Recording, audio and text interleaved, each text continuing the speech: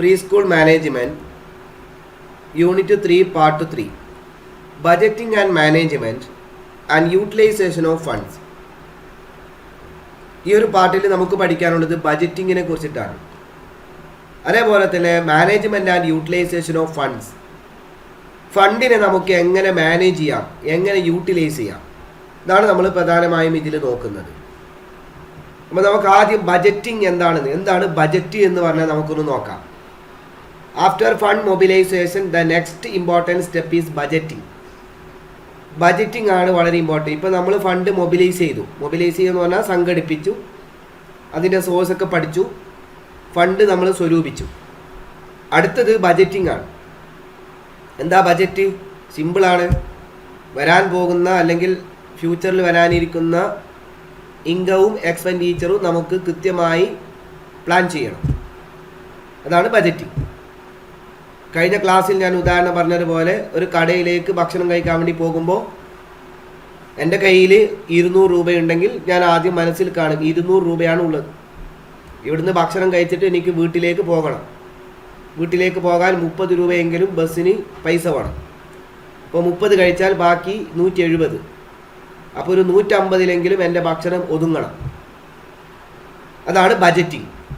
A budget is A plan for future income and expenditure that you can use as a guideline for spending and saving. അപ്പോൾ നമുക്ക് future പ്ലാനാണ്, ഇൻകവും expenditure നമുക്ക് വരാൻ പോകുന്ന, അതെങ്ങനെ നമുക്ക് ഉപയോഗിക്കാം, എത്ര ബാക്കി വരും, എത്ര സേവ് ചെയ്യണം, ഇതെല്ലാം ചിന്തിക്കാനുള്ള ഒരു വലിയ കാര്യമാണ് ബജറ്റിംഗ്. അപ്പോൾ ബജറ്റ് ചെയ്യേണ്ടത് എങ്ങനെയാണ്, അതിൻ്റെ സ്റ്റെപ്സ് ഇൻ ബജറ്റ്. ബജറ്റിൻ്റെ സ്റ്റെപ്പുകളാണ് ഇനി പഠിക്കുന്നത്. അതിൽ ഒന്നാമത്തെ കാര്യം ചെയ്യേണ്ടത്, നമുക്ക് ബജറ്റ് ചെയ്യണമെന്നുണ്ടെങ്കിൽ ഒരു ഇഫക്റ്റീവ് മാനേജ്മെൻറ്റ് അല്ലെങ്കിൽ ഇഫക്റ്റീവ് ഫണ്ട് മാനേജ്മെൻറ്റ് സിസ്റ്റത്തിലേക്ക് പോകണമെങ്കിൽ നമുക്ക് ആദ്യം ചെയ്യേണ്ടത് ഗ്യാദർ ഇൻഫോർമേഷൻ. ആദ്യം നമ്മൾ ഇൻഫർമേഷൻ കളക്ട് ചെയ്യാം. Sources of income or expense, ഏതെല്ലാം മാർഗത്തിൽ നമുക്ക് വരുമാനം വരാനുണ്ട്, എന്തെല്ലാം മാർഗത്തിൽ ചെലവ് വരാനുണ്ട്. ഓക്കെ, ഉദാഹരണത്തിന് ഇപ്പോൾ നമ്മളെ വീട്ടിലൊക്കെ നമ്മൾ ബജറ്റ് ചെയ്യുന്ന അങ്ങനെയാണ്. എൻ്റെ വരുമാന മാർഗം എന്ത്? ഓക്കെ, സാലറിയിൽ നിന്ന് ഇത്ര, തേങ്ങ പറിച്ച് വിറ്റാൽ ഇത്ര, പാല് വിറ്റാൽ ഇത്ര, ഉദാഹരണത്തിനാണ്. അപ്പോൾ ഇതെല്ലാം എൻ്റെ വരുമാനം. ചിലവോ പലചരക്കട, school fees, current bill, miscellaneous പലവക ചിലവുകൾ. ഈ രീതിയിലേക്ക് നമുക്ക് ഇൻഫർമേഷൻ വേണം. ഏതെല്ലാം മാർഗത്തിലൂടെ നമുക്ക് ഇൻകം ഉണ്ട്, ഏതെല്ലാം മാർഗത്തിലൂടെ ചിലവുണ്ട്, ഇത് നമ്മൾ ഇൻഫർമേഷൻ ഗ്യാദർ ചെയ്യണം. രണ്ടാമത്തത് record all of your source of income. എല്ലാ സോഴ്സ് ഓഫ് ഇൻകവും നമ്മൾ കറക്റ്റ് റെക്കോർഡ് ചെയ്യാം. ഇൻകം ഏതെല്ലാമാണെന്ന് കൃത്യമായി റെക്കോർഡ് ചെയ്യാം. Create a list of monthly expenses. എന്നിട്ട് ചിലവ് ഏതൊക്കെയാണെന്ന് കൃത്യമായി ലിസ്റ്റ് ഉണ്ടാക്കുക. മറ്റൊന്ന്, break expenses into category. ചെലവുകളെ നമ്മൾ കാറ്റഗറി ആക്കുക. Fixed, variable. ഫിക്സഡ് എന്ന് പറഞ്ഞാൽ എപ്പോൾ വരുന്ന ചിലവ്. ഇപ്പോൾ സാലറി ഫിക്സഡ് ആണ്, അത് ചിലവ് ഫിക്സഡ് ആണ്, ഏകദേശം ഫിക്സഡ് ചിലവായിട്ട് നമുക്ക് ഒരു റെൻറ്റ് ഫിക്സഡ് ആണ്. വേരിയബിൾ എന്ന് പറഞ്ഞു കഴിഞ്ഞാൽ ചിലപ്പോൾ മാറും. സ്റ്റേഷനറി വാങ്ങുന്നത്, അതേപോലെ ട്രാവലിംഗ് എക്സ്പെൻസ്, അതെല്ലാം വേരിയബിൾ ആണ്, ഫിക്സഡ് ആയിട്ട് നമുക്ക് പറയാൻ പറ്റില്ല. അപ്പോൾ നമ്മുടെ ചിലവുകളെ നമുക്ക് 2 രീതിയിലേക്ക് കാറ്റഗറൈസ് ചെയ്യാം. എന്നിട്ട് നമുക്ക് these expenses for the most part are essential yet not likely to change in the budget. Variable expenses change from month to month. Fixed expense എന്ന് പറയുന്നത് ചേഞ്ച് ആവില്ല, വേരിയബിൾ മാറിക്കൊണ്ടിരിക്കും. ഗ്യാസ്, ഗ്രോസറി, പിന്നെ കോഫി ചാർജ്, ഈറ്റിംഗ് ഔട്ട്, ഇങ്ങനെയുള്ള വിഷയങ്ങളൊക്കെ നമുക്ക് fixed ആയിട്ട് പറയാൻ പറ്റൂല. അപ്പോൾ അത്തരം ചിലവുകൾ ഏതൊക്കെ എന്നുള്ളത് കൃത്യമായി എഴുതി വെക്കുക. എന്നിട്ട് നമ്മൾ എന്ത് ചെയ്യണം? Total your monthly income and monthly expense. മൊത്തം മന്ത്ലി വരുമാനം എത്രയാണ്, മന്ത്ലി എക്സ്പെൻസ് എത്രയാണെന്ന് ടോട്ടൽ ചെയ്യാം. ഓക്കെ, ടോട്ടൽ ചെയ്യുമ്പോൾ നമുക്കറിയാം. അപ്പോഴാണ് മേക്ക് അഡ്ജസ്റ്റ്മെൻറ്റ്സ് ടു എക്സ്പെൻസസ്. ഇനി നമ്മൾ ടോട്ടൽ ചെയ്യുമ്പോഴാണ് മനസ്സിലാവുന്നത് ടോട്ടൽ ഇൻകം 10,000, ടോട്ടൽ എക്സ്പെൻസ് 12,000, വരുമാനം 10,000, ചിലവ് 12,000. അപ്പോൾ നമുക്ക് അഡ്ജസ്റ്റ്മെൻറ്റ് നടത്തണം. പോരാ, വാടക കുറയുന്നതിനെക്കുറിച്ച് ആലോചിക്കണം, സാലറി കുറയുന്നതിനെക്കുറിച്ച് ആലോചിക്കണം, ചിലവുകൾ ചുരുക്കുന്നതിനെക്കുറിച്ച് ആലോചിക്കണം, അഡ്ജസ്റ്റ്മെൻറ്റ് നടത്തണം. 10,000 വരുമാനവും 12,000 ചിലവും ആയാൽ വണ്ടി നീങ്ങൂല, പകുതിയിൽ വെച്ച് ബ്രേക്ക് ആകും, വണ്ടി വലിയൂല എന്നൊക്കെ പറയൂലേ, എന്നതുപോലെ ആകും. അപ്പോൾ ആ ലെവലിലേക്ക് നമുക്ക് മേക്ക് അഡ്ജസ്റ്റ്മെൻറ്റ്സ് ടു എക്സ്പെൻസസ്, എക്സ്പെൻസുകളിൽ അഡ്ജസ്റ്റ്മെൻറ്റ് നടത്തുക. ഇൻകമിന് അഡ്ജസ്റ്റ്മെൻറ്റ് നടത്താൻ പറ്റൂല. കട്ട് സ്പെൻഡിങ്, എന്നിട്ട് സ്പെൻഡ് ചെയ്യുന്നത് കുറച്ച് കട്ട് ചെയ്യുക, ചിലവ് ചുരുക്കുക.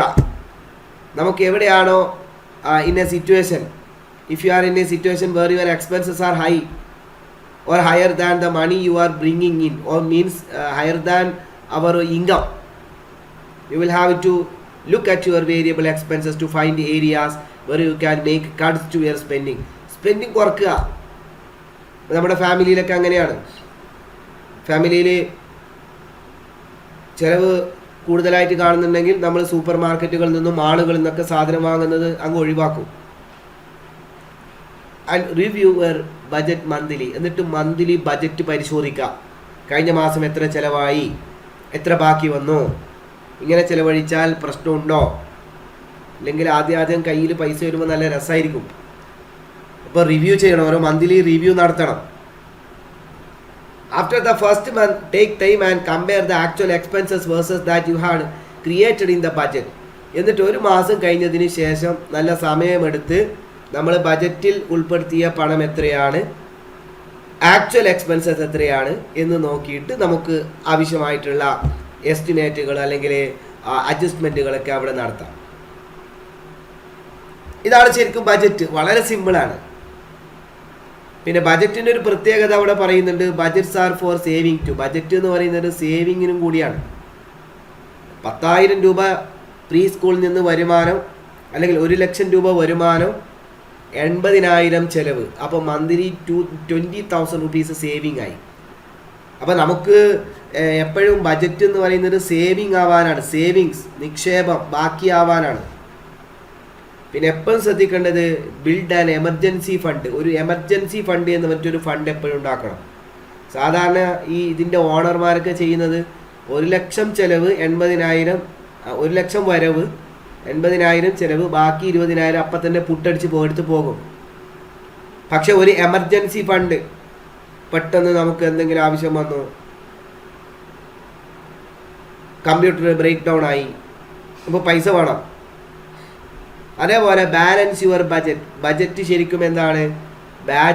ബാലൻസ്ഡ് ബജറ്റ് ആയിരിക്കണം. ബജറ്റ് പല തരത്തിലുണ്ട്. ബജറ്റ് ഡെഫിസിറ്റ് ഉണ്ട്, ബജറ്റ് സർപ്ലസ് ഉണ്ട്, ബാലൻസ്ഡ് ബജറ്റ് ഉണ്ട്. എന്ന് പറഞ്ഞാൽ വരവും ചെലവും ഈക്വൽ ആയാലും പ്രശ്നമില്ല, പക്ഷേ ഡെഫിസിറ്റ് ആവരുത്, കമ്മി ബജറ്റ് ആവരുത്. മീൻസ് വരവിനേക്കാൾ അധികം ചെലവ്, അതിനാണ് കമ്മി ബജറ്റ് എന്നൊക്കെ പറയാം. അപ്പോൾ ബാലൻസ് യുവർ ബജറ്റ്. ബജറ്റിൽ വരവും ചിലവും ഈക്വലായി, 10,000 വരവ് 10,000 ചിലവ്, പ്രശ്നമല്ല, വില സേവിങ്സ് ഉണ്ടാവില്ല എന്നേ ഉള്ളൂ. പക്ഷെ നമ്മുടെ ബജറ്റ് എപ്പോഴും സേവിങ്സ് ഉണ്ടാവുന്ന പോലെ ആയിരിക്കണം. Feedback and follow up. ഇടയ്ക്കിടയ്ക്ക് ഫീഡ്ബാക്ക് എടുക്കണം. ഇടയ്ക്ക് ടീച്ചറെടുത്ത് പോയിട്ട് എത്ര പണം കിട്ടി, ബാക്കിയായോ, ബാക്കിയുണ്ടോ, ഫീഡ്ബാക്ക്, ഫോളോ അപ്പ്. ഓക്കെ. ഇനി management and utilisation of fund. ഇനി വളരെ ശ്രദ്ധിക്കേണ്ടത്, ഞാൻ നേരത്തെ പല ക്ലാസ്സുകളിലും പറഞ്ഞതാണ്, പണം മാനേജ് ചെയ്യുന്നതും അത് ചെലവഴിക്കുന്നതും വലിയ ഒരു ടാസ്ക്കാണ്. ഫിനാൻഷ്യൽ മാനേജ്മെൻറ്റാണ് അതിനെ പറയാം. പണം ചെലവഴിക്കുന്നത് വളരെ വലിയ സംഭവമാണ്. അതിൽ ചെറിയ പ്രശ്നങ്ങളൊക്കെ വന്നു കഴിഞ്ഞാൽ പിന്നെ നമ്മുടെ സ്ഥാപനം നിലനിൽക്കില്ല. അപ്പം അതുകൊണ്ട് തന്നെ ഒരു ഫിനാൻഷ്യൽ മാനേജ്മെൻറ്റ്, അതിലെ ഒരു കൃത്യമായ ഒരു മാനേജ്മെൻറ്റ്, ഒരു മോണിറ്ററിങ് കൃത്യമായിട്ട് നടക്കുന്നുണ്ടോ ഇല്ലയോ എന്നുള്ളത് വേണം. A financial plan is essential for effective and efficient utilisation of fund. കൃത്യമായ യൂട്ടിലൈസേഷന് വേണ്ടി ഫിനാൻഷ്യൽ പ്ലാൻ ആവശ്യമാണ്. It also provides evidence of funding sources indicating that you have researched and planned the future financial management of your center. അപ്പോൾ നമ്മൾ ഫ്യൂച്ചറിലേക്കുള്ള plan നടത്തുന്നുണ്ട് എന്നൊരു സൂചനയും കൂടിയാണത്.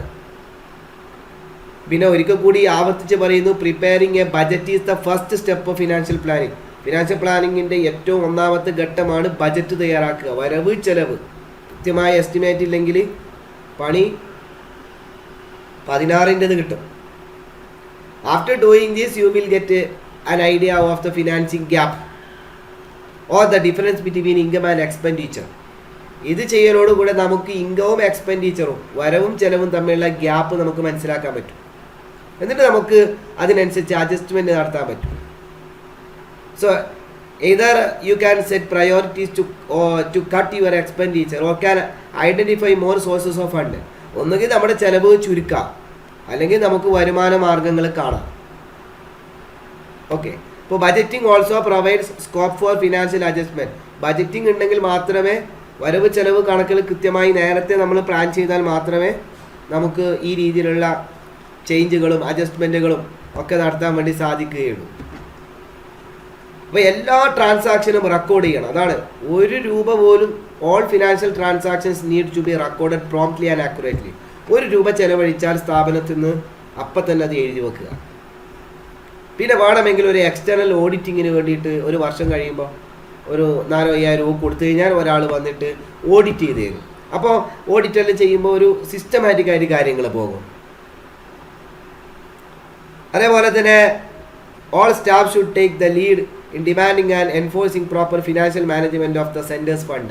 പിന്നെ സ്റ്റാഫുകളൊക്കെ വളരെ കൃത്യമായിട്ട് സത്യസന്ധമായും സുതാര്യമായും ട്രാൻസ്പെറൻ്റ് ആയിട്ടൊക്കെ ഈ ഒരു ഫണ്ട് മാനേജ്മെൻറ്റിൽ ഇടപെടുക. ഇങ്ങനെയൊക്കെ ആകുമ്പോൾ ഫിനാൻസ് മാനേജ് സൂപ്പർ ആവും. ഫിനാൻസ് മാനേജ്മെൻറ്റ് ഫ്ലോപ്പ് ആയി കഴിഞ്ഞാൽ എത്ര നല്ല ടീച്ചേഴ്സ് ഉണ്ടായാലും ആ സ്ഥാപനം നിലനിൽക്കില്ല. അപ്പോൾ അതാണ് നമുക്ക് ആ ഒരു ബജറ്റിങ് അതേപോലെ ഫിനാൻഷ്യൽ മാനേജ്മെൻറ്റ് എന്ന ഒരു പാർട്ടിൽ നമുക്ക്